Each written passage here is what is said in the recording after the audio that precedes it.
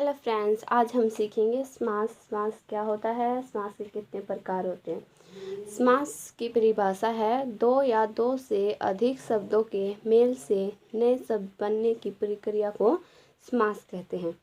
और समास के 4 प्रकार होते हैं। समास का पहला प्रकार होता है अव्ययीभाव समास, और दूसरा तत्पुरुष समास, और तीसरा द्वंद्व समास, और चौथा बहुव्रीहि समास। कई लोग बहुव्रीहि लिखने में गड़बड़ कर देते हैं, तो इसको ध्यान से देखें और अच्छे से लिखें। तो तत्पुरुष समास के भी 2 प्रकार होते हैं। पहला होता है द्विगु समास और दूसरा होता है कर्मधारय समास।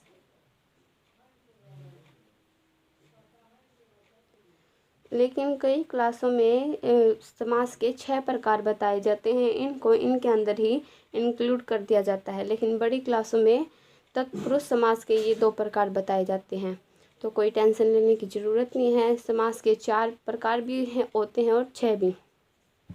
अब देखते हैं अव्ययीभाव समास की डेफिनेशन। जिस समास का पहला पद अव्यय तथा प्रधान हो उसे अव्ययीभाव समास कहते हैं। इससे पता चलता है कि इसका जो प्रथम पद होता है वो अव्यय होता है। और जैसे कि हम देखते हैं प्रतिदिन, प्रति प्लस दिन, प्रति क्या है, एक उपसर्ग। अव्ययीभाव समास में ये एक पहचान ही लगा लो कि इसका पहला अक्षर उपसर्ग होगा। जैसे प्रतिदिन में है, प्रति एक उपसर्ग है, और इसका अगर विग्रह करेंगे तो हर रोज। अब अगला उदाहरण है आजीवन, आ प्लस जीवन। आ भी एक उपसर्ग है, अगर इसका विग्रह करेंगे तो जीवन भर। ऐसे यथाविधि, यथा भी एक उपसर्ग है। इसमें फ्रेंड्स अव्ययीभाव समास में जो पहला पद होता है वो अव्यय होता है। ये इसकी एक बहुत अच्छी पहचान है। अगर हम इसका विग्रह करेंगे तो इसका विग्रह करने पर आएगा विधि के अनुसार। अब देखते हैं तत्पुरुष समास। तत्पुरुष समास जिस समास में दूसरा पद प्रधान होता है तथा दोनों पदों के बीच कारक चिन्ह लुप्त हो जाता है, उसे तत्पुरुष समास कहते हैं। तत्पुरुष समास में दूसरा पद प्रधान होता है, और जैसे कि हम ये वर्ड लिखते हैं, ये शब्द लिखते हैं, इसमें कारक विभक्तियों के जो चिन्ह होते हैं जैसे का, की, ने आदि होते हैं, उनका वो लुप्त हो जाते हैं। अगर हम जैसे कि इसका विग्रह करेंगे, राज आदि होते हैं, उनका वो लुप्त हो जाते हैं। अगर हम जैसे कि इसका विग्रह करेंगे राजकुमार, राजा का कुमार, जैसे इसमें ये विभक्ति चिन्ह है, लेकिन समस्त पद में ये लुप्त हो गया है, यहाँ पर कोई विभक्ति चिन्ह नहीं है। ऐसे यश प्राप्त, यश को प्राप्त, यहाँ पे सॉरी गलती हो गई, तो यहाँ पर आएगा को। जो इसमें भी को लुप्त हो गया है, को एक विभक्ति चिन्ह है, वो अब इस समस्त पद में नहीं है। जैसे पाप मुक्त, पाप से मुक्त, ये भी एक विभक्ति चिन्ह है जो कि समस्त पद में नहीं है। अब हम देखते हैं द्विगु समास। द्विगु समास तत्पुरुष समास का ही भेद है। इसकी डेफिनेशन है जिस समास का पहला पद संख्यावाचक होता है वह द्विगु समास कहलाता है। ये बहुत ही आसान है। और जैसे कि इसमें लगा लिए समस्त पद में क्या है, चौराहा। चौराहा में चो शुरू में क्या है, एक संख्यावाची शब्द है। अगर हम इसका विग्रह करेंगे तो 4 राहों का समूह, और इसके विग्रह करने पर भी एक समूह शब्द का प्रयोग होता है। जैसे कि त्रिकोण, त्रिकोण में त्रि संख्यावाची शब्द है, और 3 कोणों का समूह, त्रिंगा 3 रंगों का समूह। इसमें विग्रह करने पर समूह का प्रयोग होता है। और अब देखते हैं कर्मधारय समास, जो कि तत्पुरुष समास का ही भेद है। इसकी परिभाषा है जिस समास का उत्तर पद प्रधान तथा पूर्व पद व उत्तर पद में उपमान तथा विशेषण विशेष्य का संबंध होता है उसे कर्मधारय समास कहते हैं। जैसे कि चरण कमल। अब इसमें है ना तुलना की जाती है एक प्रकार से, जैसे कि चरण कमल, कमल के समान चरण।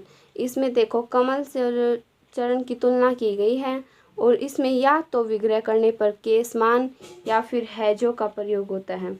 अब देखो महापुरुष, महान है जो पुरुष। इसमें देखिए है जो का प्रयोग किया गया है। इसमें विग्रह करने पर समान या फिर है जो का प्रयोग किया जाता है। ये एक इनकी अच्छी चिन्ह है। अब देखते हैं समास के तीसरे पार्ट को, द्वंद्व समास। ये भी बहुत ही आसान पार्ट है। जिस समास के दोनों पद प्रधान होते हैं तथा विग्रह करने पर और अथवा या एवं लगता है वह द्वंद्व समास होते हैं। फ्रेंड्स, द्वंद्व समास में दोनों ही पद समान होते हैं तथा अगर हम इसका विग्रह करेंगे तो और या तथा आदि का प्रयोग होगा।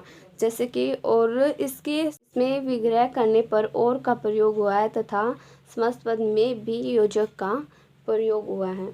सुख दुख, सुख और दुख, दाल रोटी, दाल और रोटी, कुछ भी कर सकते हैं फ्रेंड्स। जैसे कि लगा लीजिए लाल और पीला, लाल और पीला। इसका विग्रह करने पर हम इसको लिखेंगे लाल योजक का निशान और पीला। अगर हम इसका विग्रह करेंगे तो लाल और पीला। ये बहुत ही आसान भेद है। जैसे कि अब देखिए इसमें अथवा का भी प्रयोग होता है, या का भी प्रयोग होता है और एवं का भी प्रयोग होता है। अब हम देखते हैं समास के फोर्थ पार्ट को, बहुव्रीहि समास। ये बहुत ही इम्पोर्टेंट पार्ट है फ्रेंड्स। इस समास में कोई भी पद प्रधान नहीं होता, दोनों पद मिलकर किसी तीसरे पद की ओर संकेत करते हैं। मतलब कि बहुव्रीहि समास में पहला और दूसरा दोनों में से कौन सा ही प्रधान नहीं होता, वो कोई अन्य ही पद प्रधान होता है।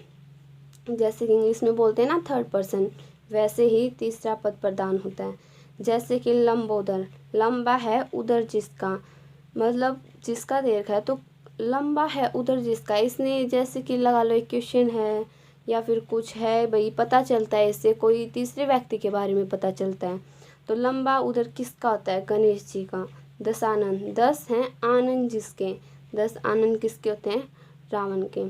तो फ्रेंड्स, आपको अगर समझ में ना आए हो तो प्लीज़ कमेंट में बताना। अगर वीडियो अच्छी लगे तो लाइक करना, चैनल को सब्सक्राइब